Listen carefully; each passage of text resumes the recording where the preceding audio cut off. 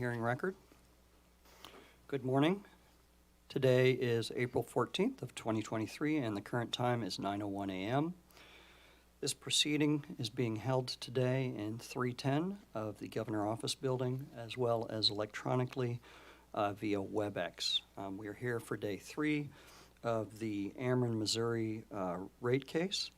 The Commission has set aside this time today for an evidentiary hearing in file number ER-2022-0337, which is captioned as in the matter of Union Electric Company doing business as Ameren, Missouri's tariffs to adjust its revenues for electric service. My name is John Clark.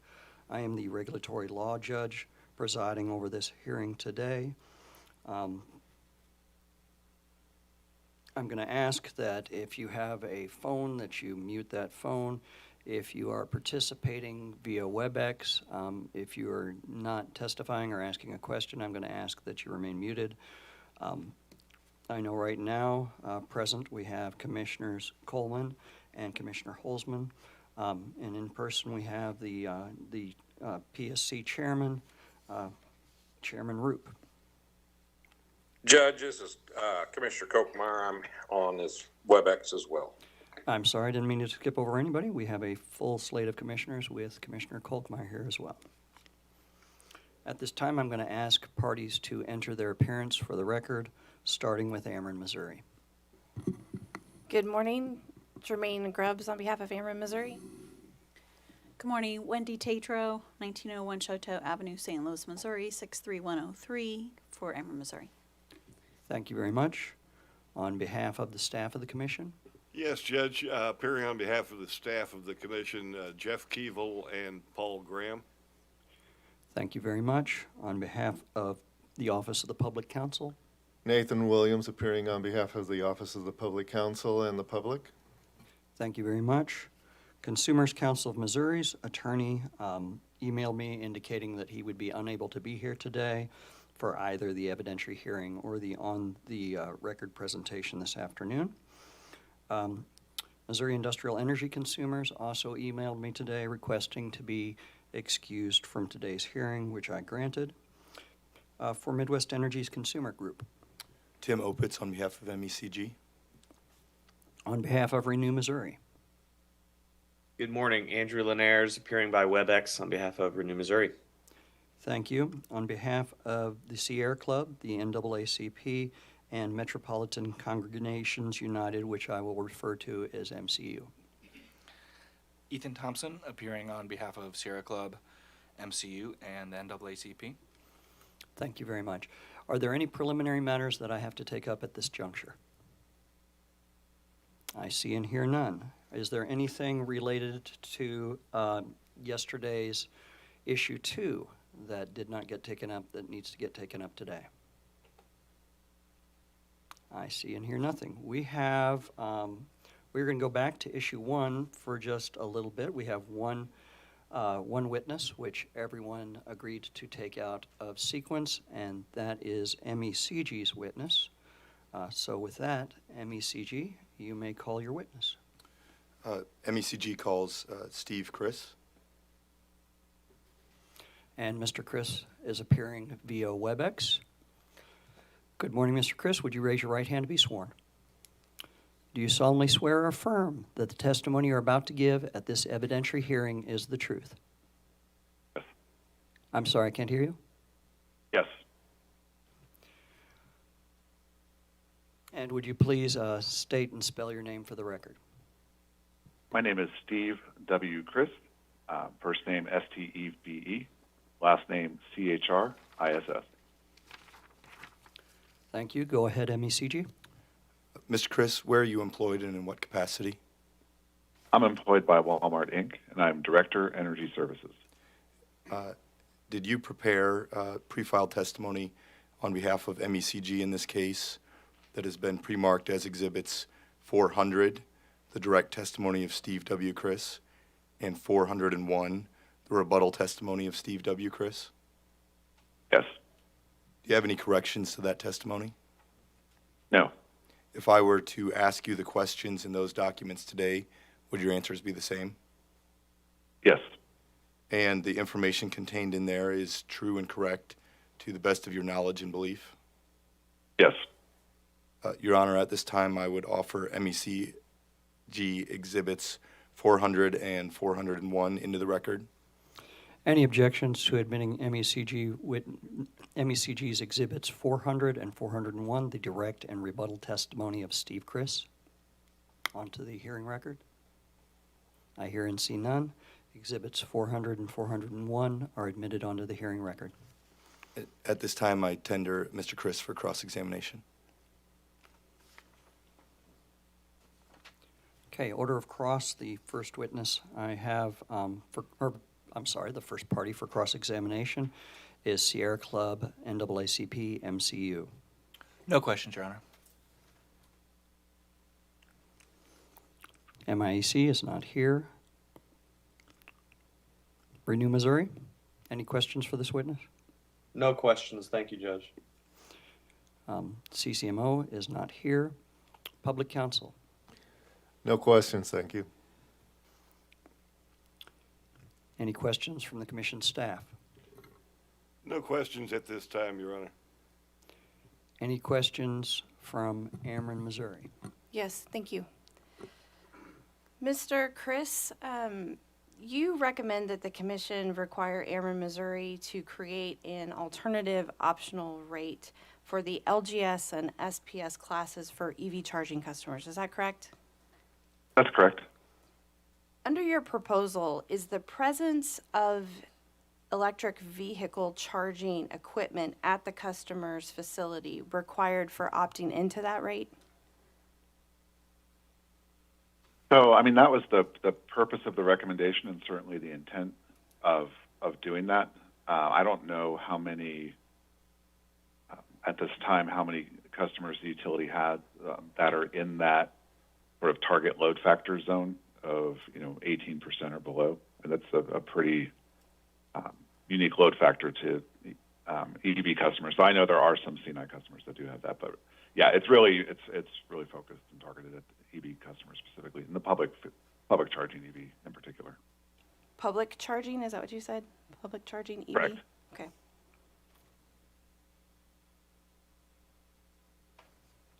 And then, do you believe the cost driver for distribution investments like poles, meters, and conductor to be total energy or timing of energy consumption? No, ultimately particularly for distribution, it's going to be based around your load at the site. Those are all of my questions for now. Thank you.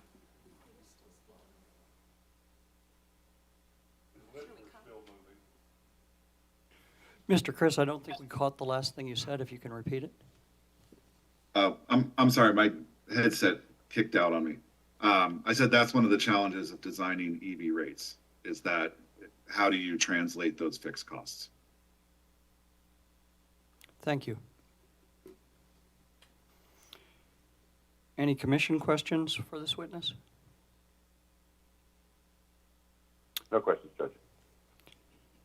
I hear none. Hold on just a second. I may have a question.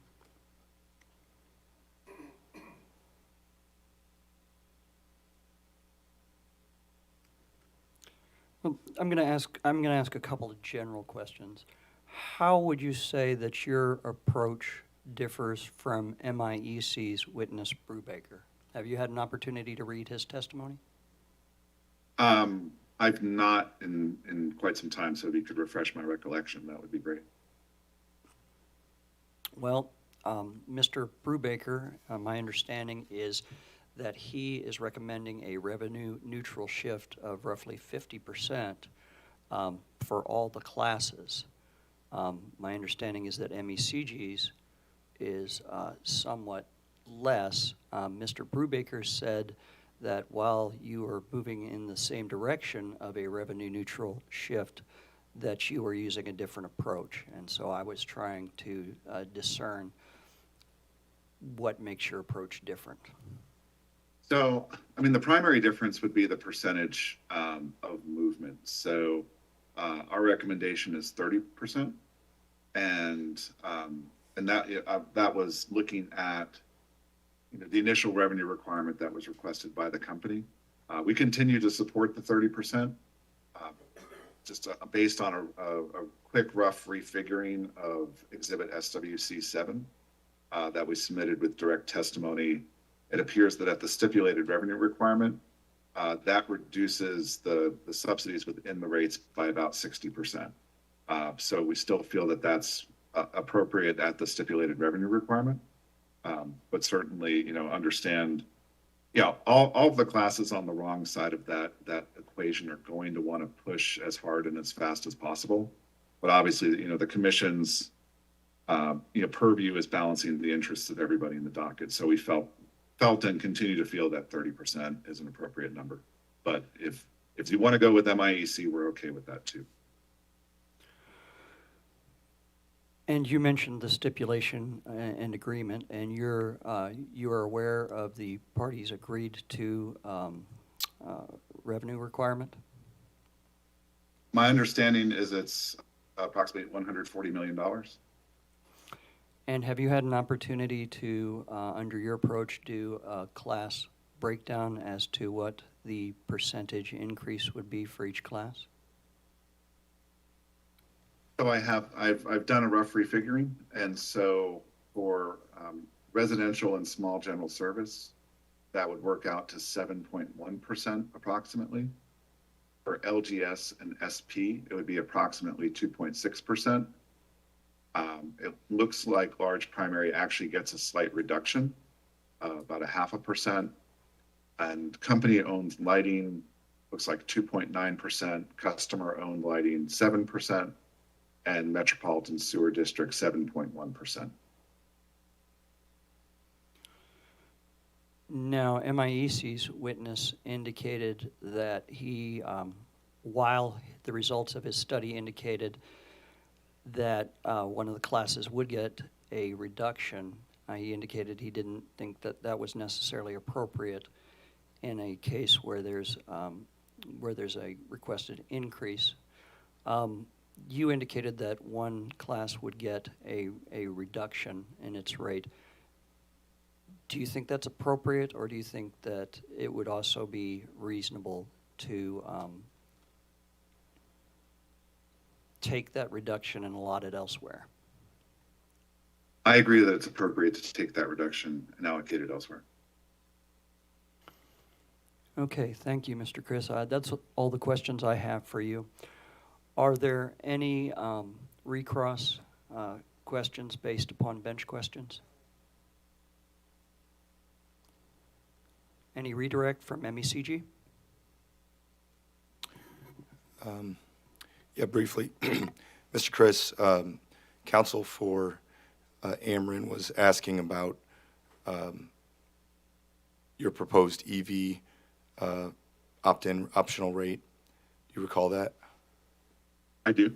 And you started to, I guess, near the end, you talked about the challenge of allocating fixed costs related to EV charging. Do you have an opinion about how we should move forward with these EV rates and developing these EV optional rates?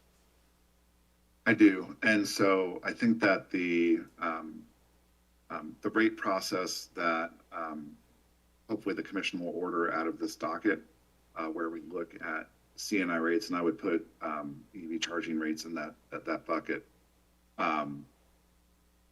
So kind of beginning from the beginning, one of the challenges of setting rates for a class of customers such as public EV charging is that you do have fixed cost recovery that you have to deal with, and you do have essentially a mismatch between how public EV charging operators operate.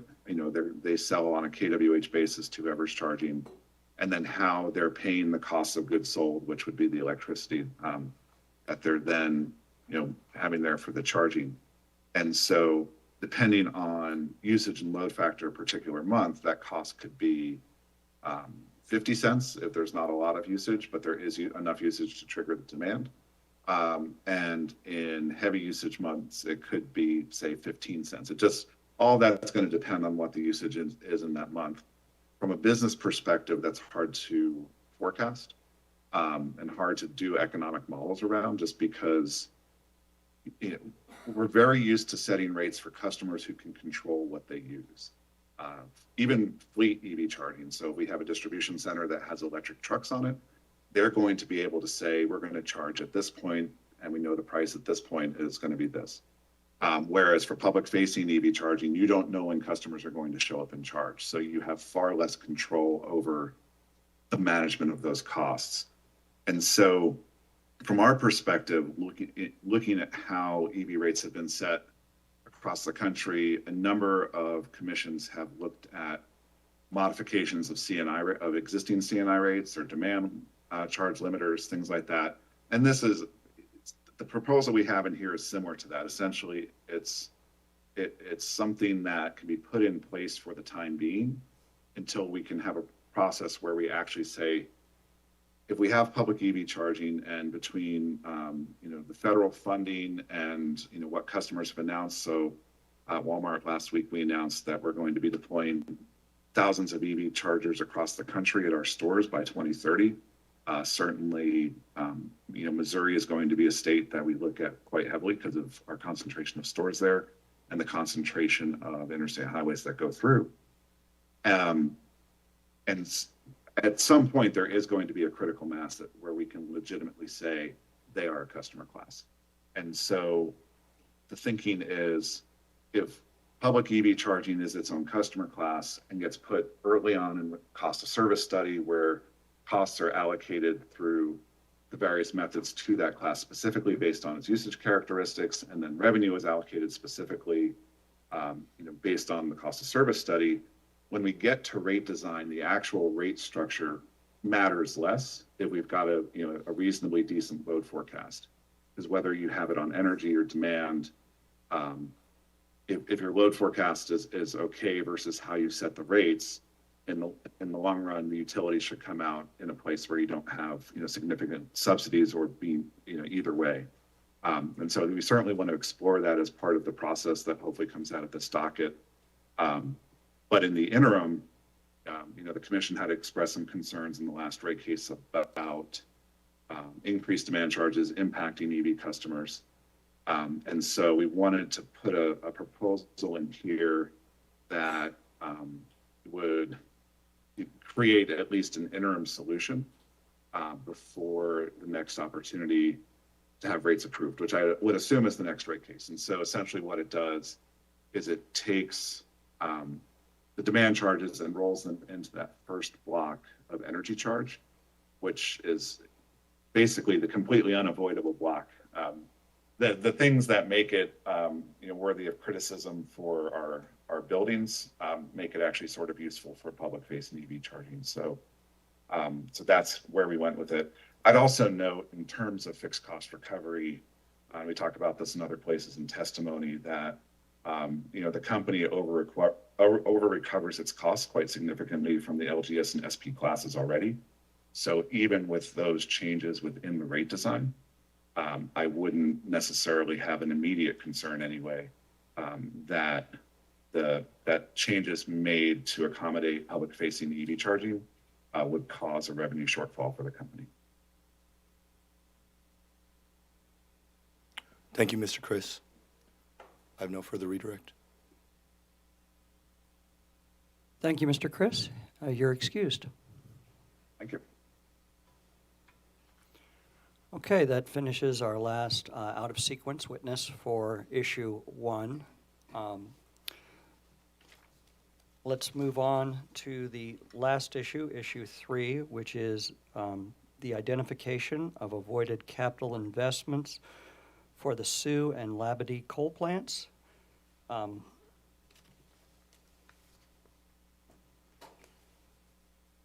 It's my understanding that the parties have agreed to waive cross in regards to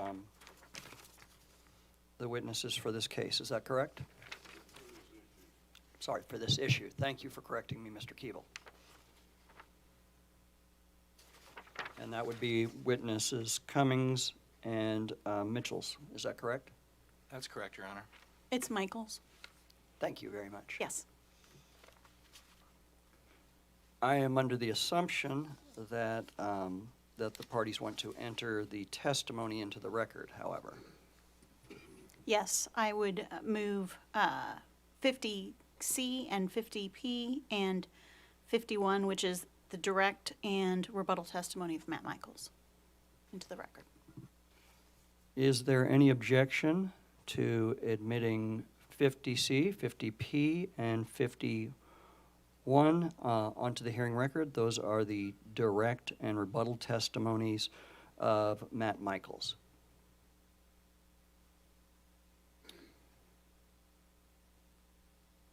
I see and hear none. Though that testimony, those exhibits 50C, 50P, and 51 are admitted onto the hearing record. Your Honor, I would move to get exhibit number 500, which is the direct testimony of Tyler Cummings, admitted into the record.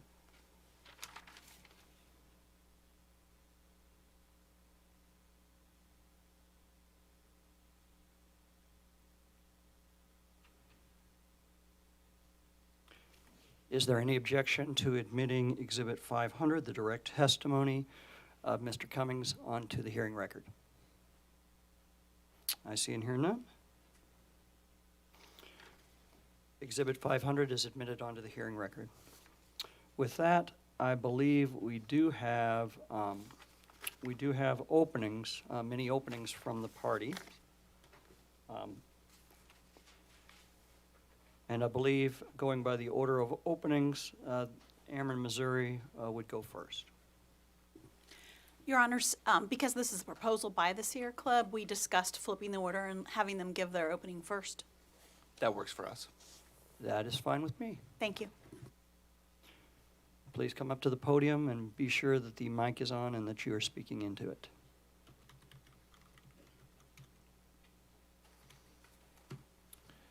Sounding okay? All right. Yes. And this is Sierra Club, NAACP, and MCU. So this is just on behalf of Sierra Club. Neither NAACP nor MCU took a position on this issue. Thank you for clarifying that. Okay, on behalf of the Sierra Club, please go ahead with your mini opening.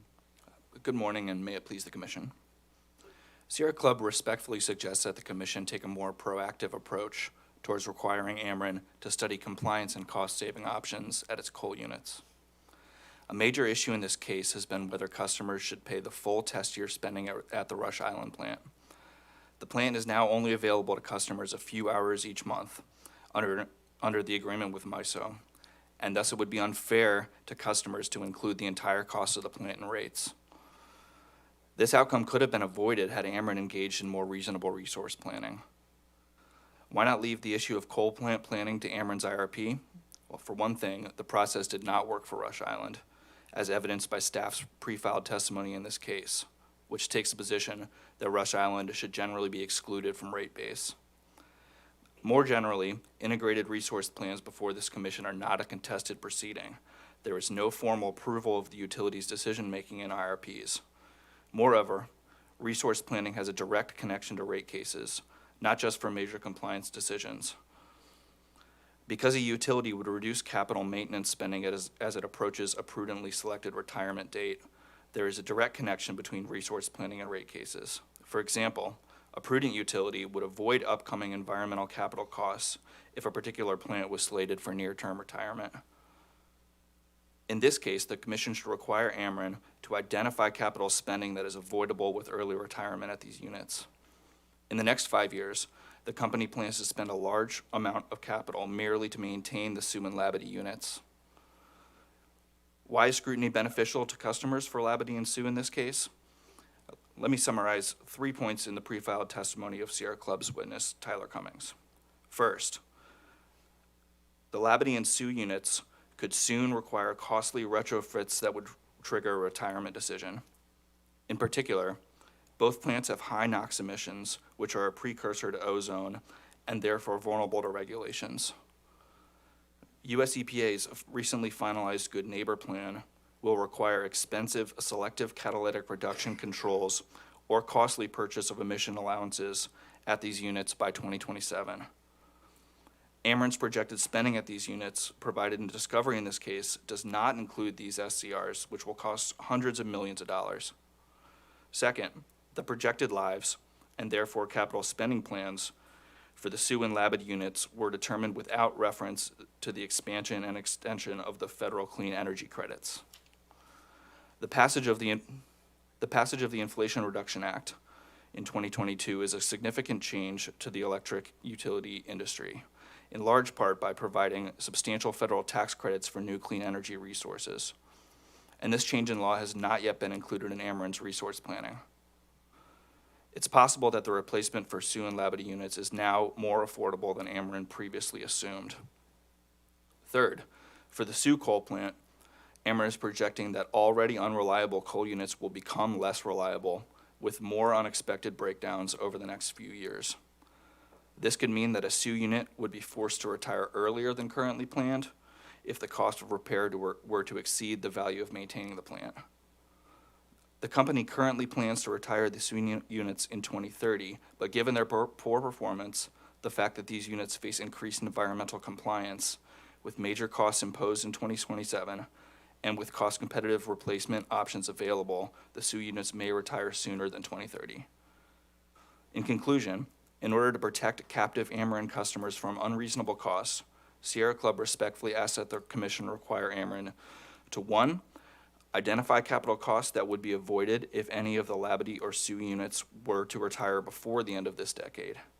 Currently, Ameren is planning to spend large amounts of money during the next 5 years in order to maintain the Labadie units through the 2040s and the Sioux units through 2030. But there is a likelihood that at least some of these units will not operate through 2030, and Ameren's overspending on these units would have been wasted. By identifying specific projects that could be avoided if a Sioux or Labadie unit is forced to retire earlier than Ameren currently plans, the Commission can protect customers' costs in the future. And 2, to order Ameren to seek a certificate of convenience and necessity from this Commission before installing new air pollution control air pollution control equipment at Labadie in response to the Good Neighbor Plan or other EPA regulation. Thank you, and that's all I have. I'm happy to try to answer any questions from the Commission. Thank you. Are there any Commission questions? I have just a couple, and maybe a spin-off depending on the answers. It appears that the Sierra Club's ask in this case is that Ameren engage essentially in a study to identify these avoidable costs for these plants. You indicated that the Sioux plant is currently slated for retirement in 2030, and I believe Labadie is slated for retirement in 2040. I guess I'm trying to be blunt to figure out what the purpose of a study would be, given that, as I understand it, whether to retire a plant or not is essentially a management decision, and the Commission, I have no idea what the Commission's authority would be to force a closure or an early retirement.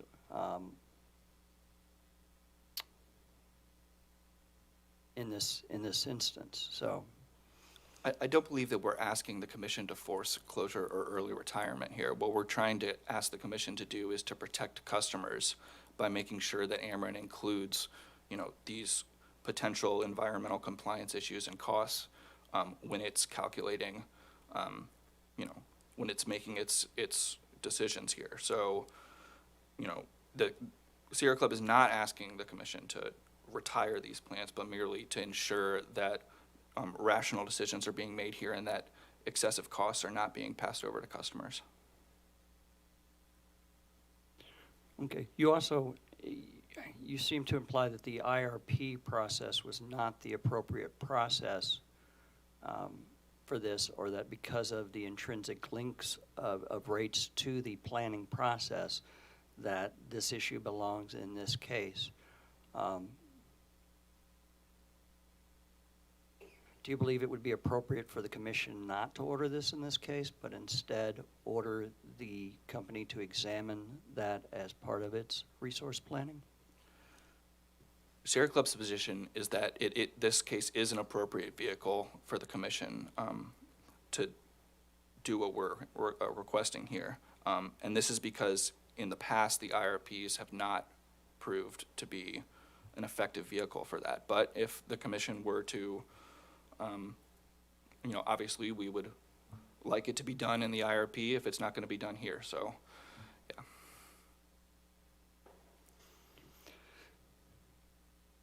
And my last question is, you said this is to protect ratepayers, and I just want to cut to the short of it. How does this protect ratepayers, since it's not really asking for anything beyond a study? Well, in order to protect ratepayers, the way that would work would be if we can identify costs that are avoidable now, then they won't get put into rate base and passed off to ratepayers in the future. So, like what happened with Rush Island, staff in this case has taken position that Rush Island should be excluded from rate base. If there was better planning on the front end, then those costs never would have been passed over to the customers in the first place.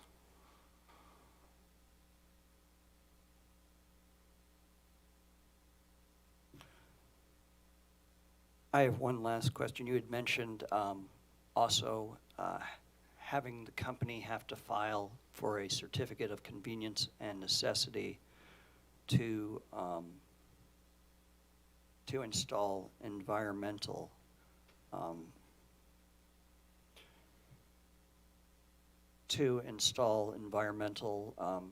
measures.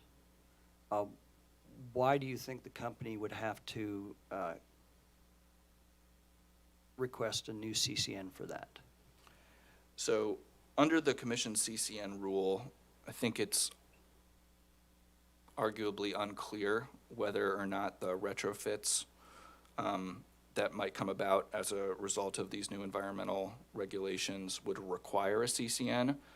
We believe that it's within the commission's authority in this rate case to require a CCN in these particular conditions.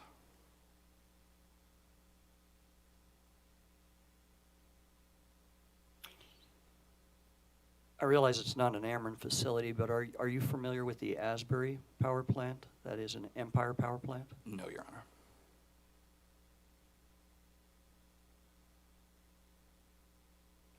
I have no further questions. Thank you very much.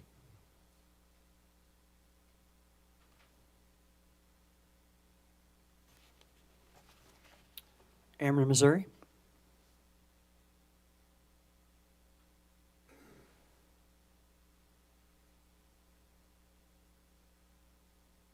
Good morning. The answer to the question as to whether the company should be required to identify avoided capital investments should Labadie or the Sioux Energy Centers retire earlier than currently planned is no. Not in this rate case. It isn't appropriate. Any future capital investments aren't an issue in this case. Sierra Club doesn't raise any investments at either one of those plants as being at issue. The rate review looks backwards. It looks at investments that have already been made and determines whether or not they're prudent. And Chairman, as you know, that's how you protect customers from inappropriate investments by the utility, is by not allowing recovery of those investments. It doesn't deal with future resource planning decisions. It's the IRP that deals with resource planning decisions.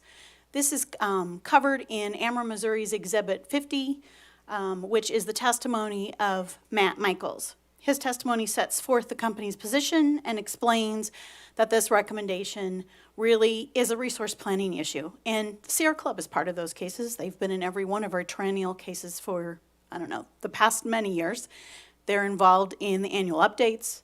They're involved in the special contemporary issues dockets, where if they had a specific planning resource request, they could have made it last fall. And if the commission agreed, it would have been ordered to have been done in our upcoming IRP filing, which will be, our next triennial will be in October of this year. This recommendation is just one more attempt by the Sierra Club because we don't see eye to eye on resource planning. Doesn't mean that Ameren, Missouri has done anything wrong, but those issues should be dealt with in the resource planning docket and not in a rate review, which is setting rates for customers going forward.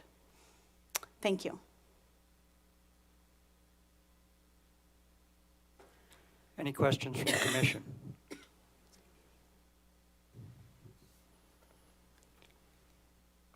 I hear none. I just have a couple of questions that come to mind. And that is,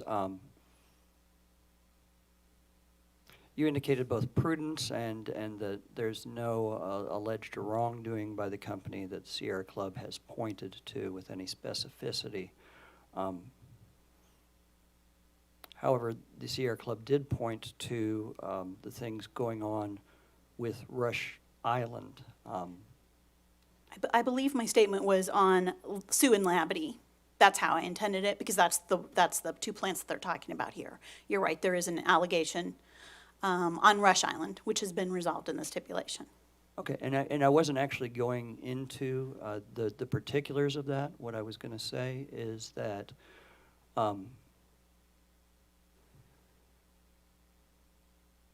given what the court determined, I guess, was a misinterpretation of the law by Ameren,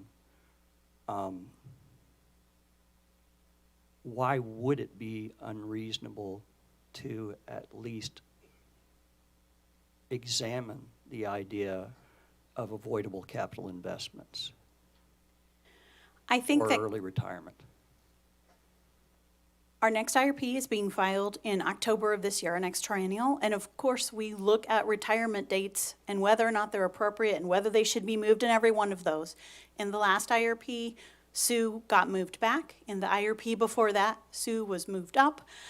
Things change depending upon what the environmental regulations are. So there is a method to do that already. We do an annual update where if there are changes, those get included in the system. And then, of course, if there's a major change that causes us to change our preferred plan, we're required to come back in within a certain amount of time and provide the new preferred plan.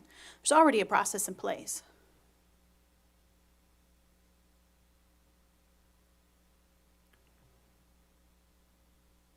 Well, same question for you then that I had for the Sierra Club. Do you believe it would be appropriate for the commission to order what I'm going to call a study, this study in an IRP, in a future IRP? I certainly think if they thought some specific resource study needed to be done, that's the place to take care of it. I'm not certain that the exact study that they're requesting, which is some ongoing tracking of avoidable costs, the concept of that, of course, will change depending upon when the rules change. I think the way we currently do it now makes more sense to me, and that is Ameren, Missouri makes the decisions, the business decisions that it believes are best at the time, and then it's accountable for them when the parties review them to determine whether or not they are prudent. If the Sierra Club thinks that investments were made that should not have been made, then they can question them. Then they can raise that issue at the appropriate time when those investments are being put into rates. That may be true, but I thought the Sierra Club's whole point was that these were avoidable investments. What you're talking about would be after those avoidable costs had already been expended. Is that correct?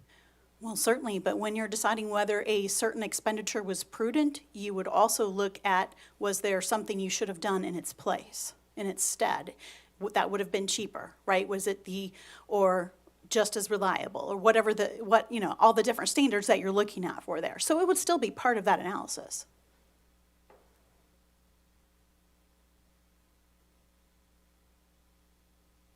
Okay, thank you.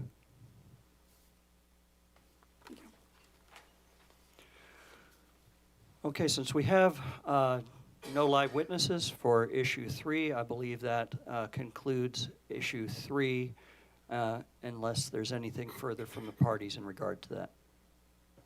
Judge, I was just going to say, I was intending to waive opening statement on this, and still do, but I would like to make one statement based on something Ms. Tatro said during her opening, and that is, I believe she said that the stipulation resolves the issue of Rush Island.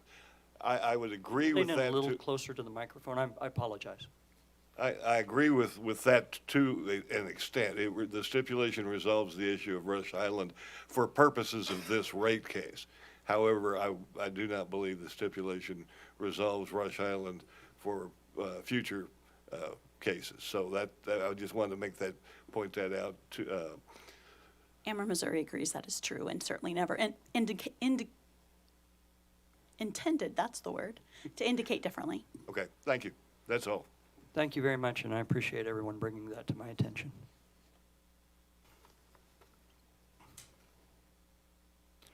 Okay, I believe that concludes this evidentiary hearing as far as the submission of any kind of evidence. Is there anything else that I need to take up at this time? Your Honor, we still saying that, haven't- I do have exhibits for my revenue requirement witness. I had intended to offer them this afternoon, but you just saying submission of evidence being concluded, I wanted to make sure you weren't asking that I offer them now. That was what I was going to say too, Judge. We've got about 70-odd exhibits that still need to be received. I've given a lot of thought to this, and my thought process kind of went like this. My thought process is that frequently when looking at the decision, while you may have a major witness testifying on a particular issue, that issue may get sprinkled about in other witnesses who may mention it, a word here or a line there. But given the low number of issues in this case, I thought that it would be appropriate to just enter the testimony and exhibits that we have for these issues and enter the all of the remaining ones for the resolved issues at the beginning of the on the record or at the end of on the record. Is there any opposition to that? I wouldn't call it opposition, but I'll point out that you've already received a lot of evidence regarding the revenue requirement issues through the testimony that's been admitted for the issues that have been tried. That is So true. It's fine with waiting.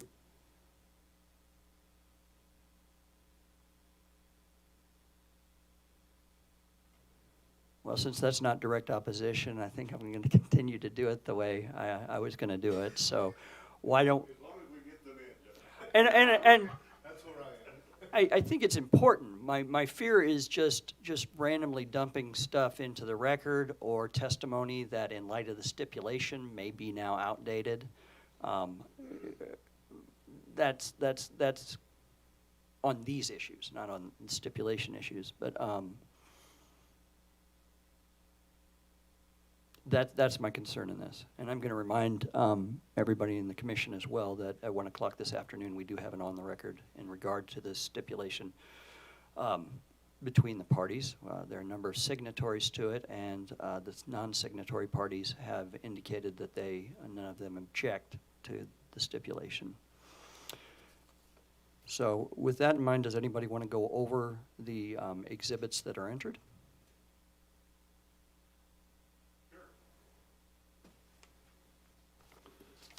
I think for staff, we have the testimony of Ms. Lange, which was exhibits 136, 137, 138.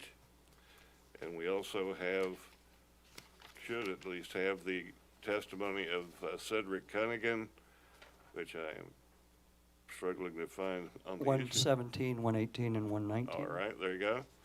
And then we also, I believe, have introduced non-pre-filed exhibits from 178 through 186.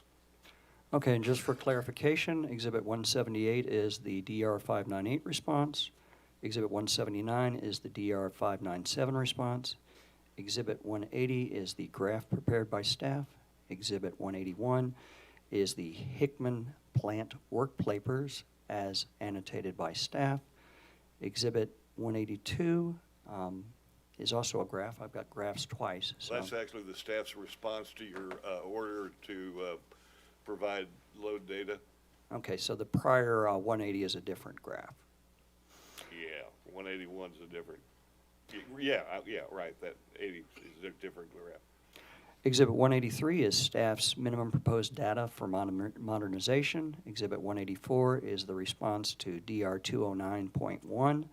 Exhibit 185 is the response to DR-498, the poll attachment.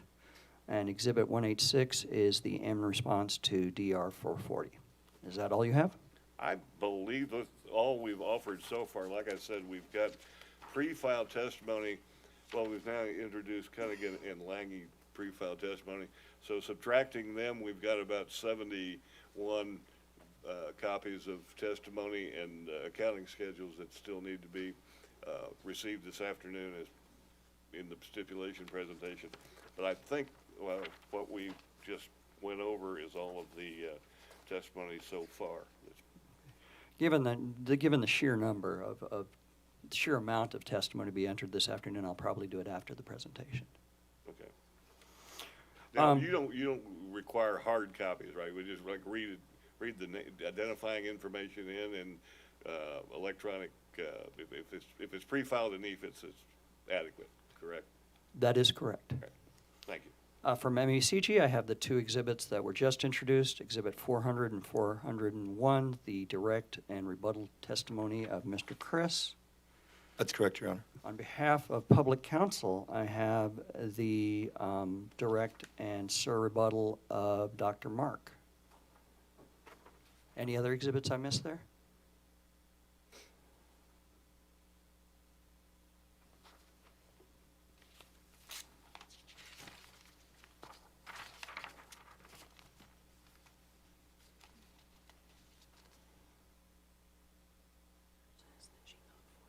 Are those all of OPC's exhibits? On behalf of Ameren, Missouri, I have Exhibit 32, 33, and 34, Michael Harding's direct, rebuttal, and surrebuttal. Exhibits 35, 36, and 37, the direct, rebuttal, and surrebuttal of Thomas Hickman.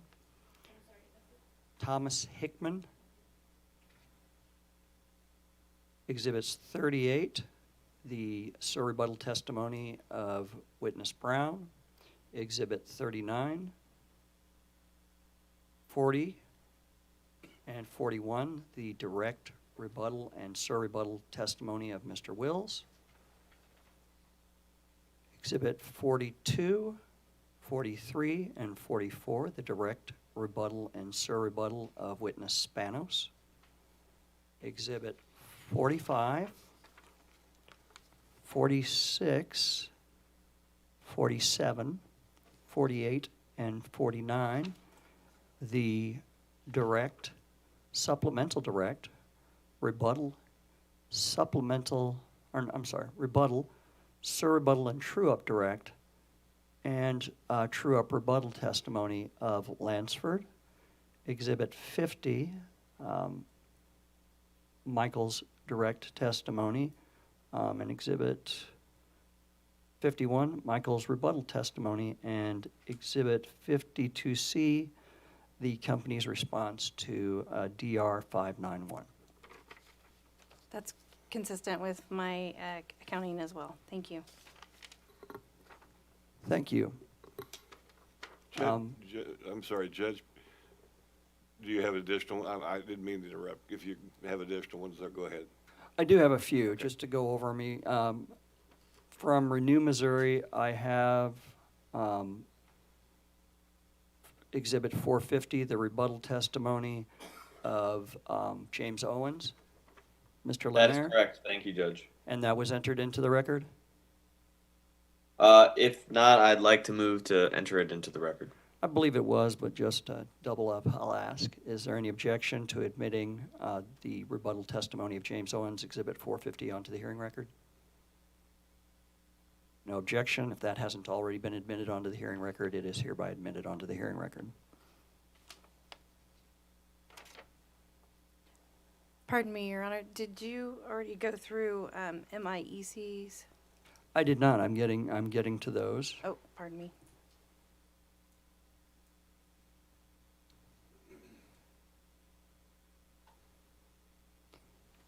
I'm trying to remember what the parties' numbers are for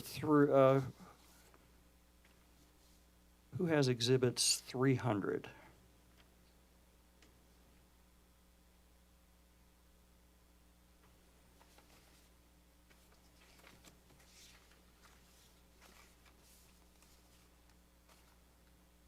MIECs, I believe, begins at 350. Okay. Okay. I have 350, 351, and 352, and those are the direct rebuttal and surrebuttal of witness Brubaker, I believe. I have Exhibit 353 on behalf of MIEC, and that is the revenue settlement, I believe, spreadsheet. I have Commission Exhibit 01, which is Ameren's response to DR 565. I have Exhibit 500, the direct testimony of Mr. Cummings. And while I can't remember the party write-off, I have Exhibits 300 and 301 also admitted onto the hearing record. And I believe those are the direct and rebuttal testimonies of a further witness. I believe that covers all of exhibits. Does anybody believe I have those exhibits incorrect or that I am missing I'm exhibits? not going to say they're incorrect or missing because it may be our fault, but I was told that there was a response to DR 439. Like if you started with staff's exhibits from 184, 185, or 186, could you look at the descriptions you have of those again and see if there's a response to? What exhibit number am I looking for? Well, the number, like I said, it would be either 184, 185, or 186, and it would be a response to to data request 439. By my notes, it should be Exhibit 185, but I don't know if I got it correct. I have Exhibit 185 as the response to DR 498, but let me pull the exhibit real quick.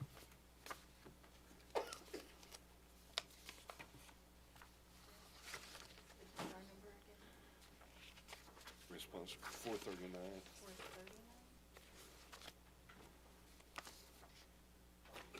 No, you are correct. I have that written down wrong, and that is my mistake. Exhibit 185 is Ameren, Missouri's response to DR 439, and I will correct that in my notes. Thank you, Judge. It looks like my dyslexia kicked in.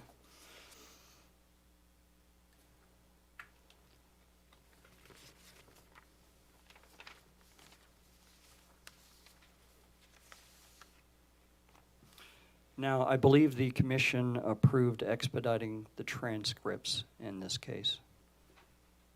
Is that everyone's understanding? I believe that, I know it was requested, I don't remember if the commission ordered it or not, but I know it was requested.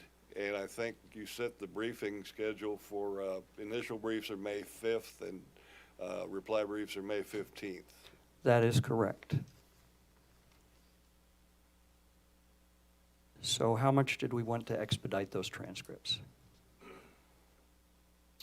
Normally, it would be a 10-day turnover. Is that correct, Ms. Taylor?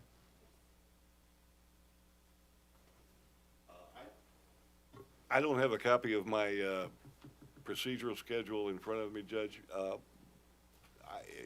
Was it ordered in the procedural schedule, order adopting procedural schedule? Or I'm pretty sure the parties had it in their motion or their joint motion to adopt procedural or propose a procedural schedule.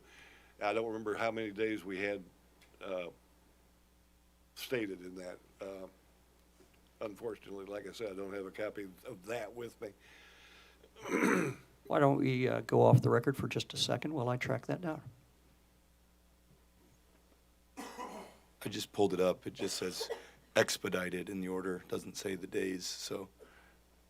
That's the order? The order, yeah, it just says. John,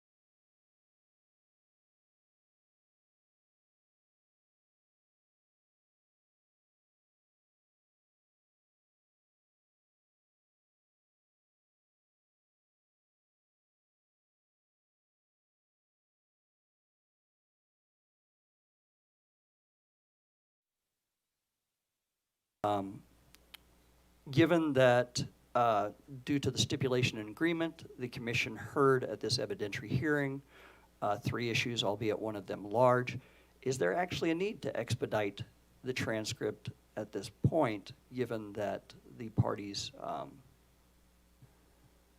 have substantially fewer issues to address since we went from 30-something with, I believe, 56 sub-issues all the way down to the 3 issues before us? Judge, my response to that would, I think, I apologize, Ms. Grubbs, I butted in front of her, but I heard the court reporter respond to your question about what is normal without expediting, and I think I heard from 5 to 10. Well, if we get them in 5, I think the answer would be no, we don't need to expedite. But we do need them in 5. We can't go beyond, I would say, beyond 5 business days. So when we made that request, I think we were counting on the normal being 10. And so we do need it expedited if it's going to go beyond the, like I say, I'd say beyond the 5, but not, I think 5 would be adequate. Ms. Taylor, can we ask for a hard 5-day deadline?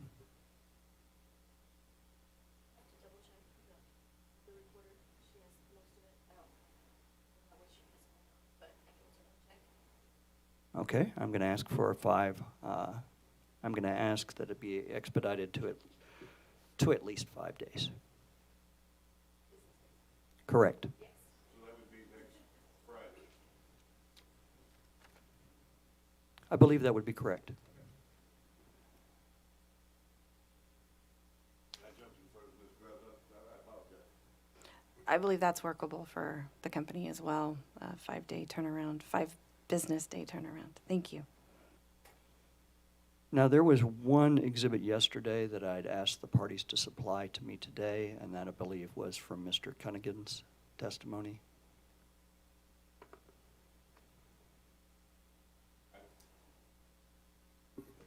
I don't have it with me, Judge. I can check on that and get it to you at the presentation this afternoon. Okay, thank you very much. What, could you describe it a little more for me?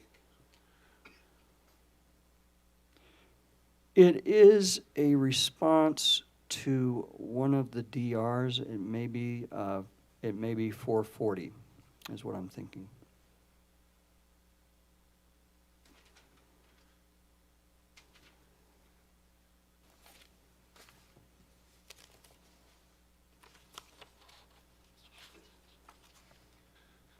No, it is not the response to 440. I have that.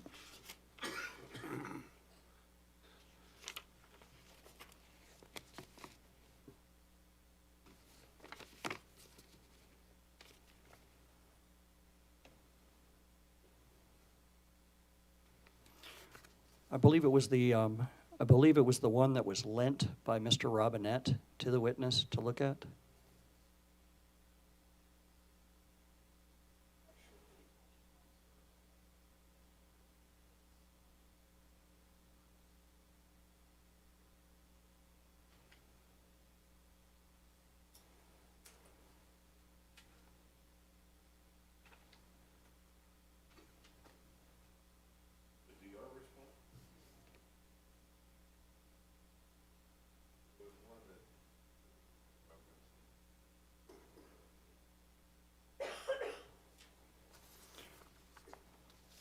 Wait a second, I think I know what it is. It is, I believe this is the one that I designated as Commission Exhibit 01, Ameren's response to DR 565.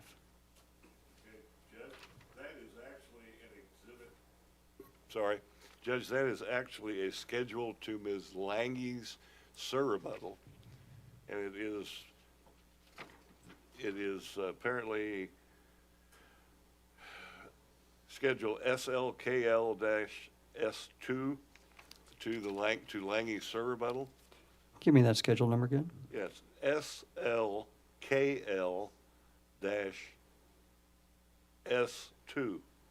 little s, the last s. And that is the Hickman response to data request 565. It also has the request itself. Okay, because that's entered separately, it'll be in twice, it'll be attached to testimony, and I'll also have a copy of that as the Commission's exhibit as well. Okay. Someone's bringing a copy down right now. Thank you.